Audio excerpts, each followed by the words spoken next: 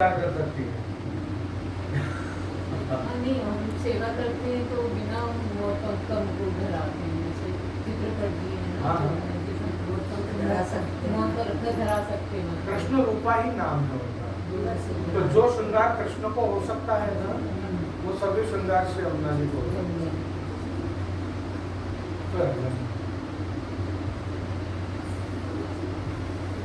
जो रास के बाद जो प्रभु को आनंद हुआ, वो आनंद आपने श्री यमुना जी को प्रदान किया। उसके कारण श्री यमुना जी श्री कृष्ण का ही रूप हो गई। श्री यमुना जी पहले श्याम वर्ण नहीं थी, श्याम संग श्याम वह रही श्री यमुना। वो श्याम का संग मिला इसलिए श्याम हो गई। तो यमुना जी खुद श्याम नहीं थी।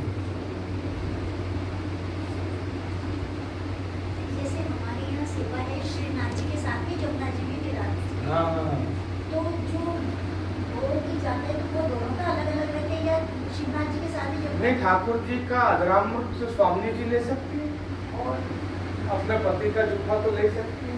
और यमुना जी के जैसे पाठ वगैरह करते हैं हम, तो यमुना जी के भोग में तुलसी जी पधराते ही है।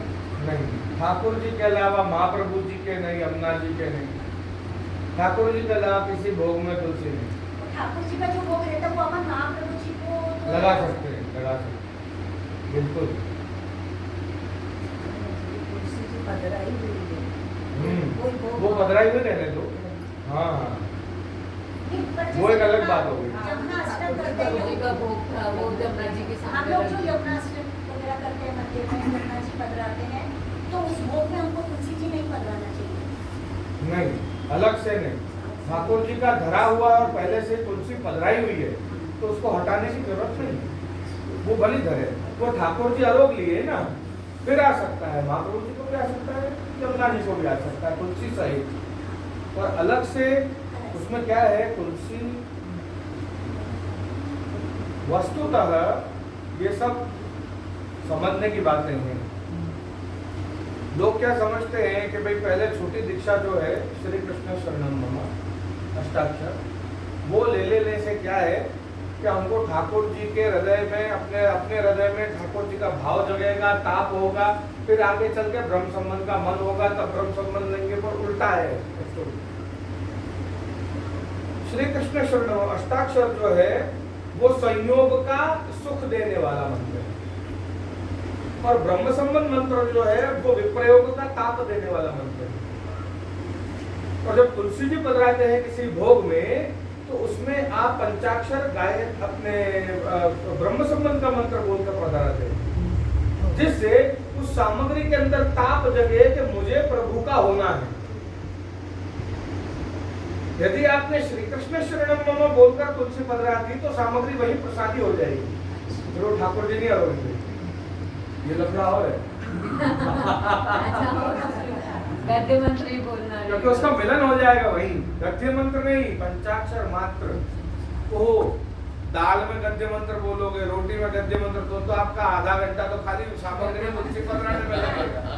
गद्य मंत्र तो सिर्फ अपन चढ़ाते समय बोलते हैं, हाँ, अपन हाँ, तो अपन चरणों में जब तुलसी अपन इसलिए उस मंत्र को बोलकर तुलसी समझते हैं, जिससे हमारे अंदर भगवत मिलन का ताप जगे। उस मंत्र में आप क्या बोलते हैं, क्लेशानंद तिरोभाव। क्या चला गया हमारे अंदर से, उसको मिलने का आनंद और उससे बिछुड़ने का क्लेश हमको होता ही नहीं है। चक्कर ये है, आज ये आप इतने सारे पुरुष हैं, सच बताना आप में से 10% भी सेवा में नहीं जाते हो, सब ये करते होगी। क्यों? क्या पुष्टि मार्ग में कोई स्त्रियों का मार्ग है, ऐसा है क्या? अपन क्यों नहीं कर पा रहे सेवा? क्योंकि अपन बाकी सब व्यवसाय या बाकी सारी व्यवस्थाओं को अपन संभालने में लगे रहते हैं। पर वो करो, उसमें मना नहीं है। मन भी तो नहीं होता है कि चलो साहब हम वैष्णव हैं तो मन से जाएं, हमारा धर्म है, हमारा नाथ, हमारा स्वामी हमारे घर विराजा है, तो कम से कम उसके चरणों को तो छुए जाकर, कुछ थोड़ा भोग तो अरोगाए अपने हाथ से कुछ। ये मन भी तो नहीं होता है, तो उसके मिलन का कोई आनंद नहीं, और उससे दूर है तो कोई दुख नहीं। ब्रह्म संबंध मंत्र में यही तो बोला जाता है। क्लेशानंद क्यों लेना है ब्रह्म संबंध? क्योंकि आपको उसके मिलन की दोबारा सुधि आए। सर्वदोष निवृत्ति ही दोषाः पंचविधा स्मृता। स्मृतियों में 5 प्रकार के महादोष है। श्रुति, स्मृति, वेद के 2 अंग।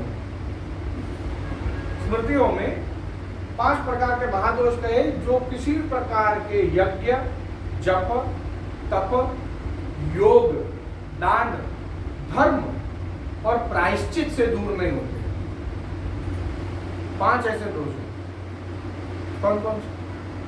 सबसे पहला कहा सहजा, शरीर से होने वाले दोष, क्योंकि हम जानते नहीं हम वो कर रहे हैं।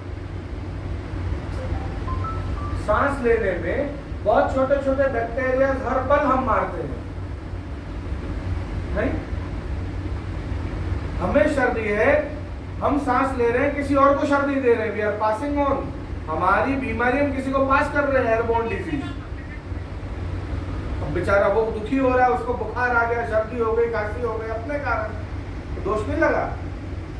ऐसे जाने अनजाने में हम जाने कितने दोष कर रहे हैं। तो पहला सहजा, सहजता से होने वाला दोष, हम नहीं जान रहे पर शरीर से हमारे हो जा रहा है, करना नहीं चाह रहे पर हो जा रहा है, ठीक है, सहजा। दूसरा आया देशोत्थान। जो भूमि जो आपने ली, क्या वो भूमि में पहले कोई श्मशान था? हम नहीं जानते। 500 वर्ष पहले का क्या था यहाँ पर नीचे? यहाँ पर किसी की अस्थियां होंगी तो उनका उद्धार नहीं हुआ होगा, तो वो दोष लगे।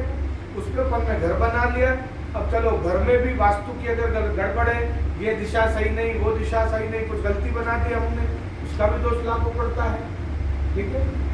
इसके अलावा जहां इर्द गिर्द हमारे शत्रु हो, जिनसे हमें हानि हो, है ना, परचक्र भीति देश इसको ये कहा जाता है, कि जहां आसपास ऐसे लोग बसते हो जिनसे हमें डर लगता हो, ऐसी जगह रहने का भी दोष है। स्वचक्र भीति देश, जहां स्वयं मेरे कारण बाकी सब भयभीत हो, मैं बहुत बड़ा गुंडा हूं, तो मेरे कारण अगर किसी को डर लग रहा है, मेरे कारण यदि किसी को दुख हो रहा है, कष्ट हो रहा है, तो वहां रहना भी बहुत बड़ा पाप है। नियम तो बहुत तगड़े है ना। जहां कृष्ण मृग ना हो वहां यज्ञ नहीं कर सकते आप, नियम तो ऐसे सब है। जहां हिरण, कृष्ण मृग हिरण जो है वो यदि ना हो तो वहां यज्ञ आदि नहीं हो सकते, दोष है उस भूमि का वो। तो ये देश के दोष हो गए, ठीक है। जलगत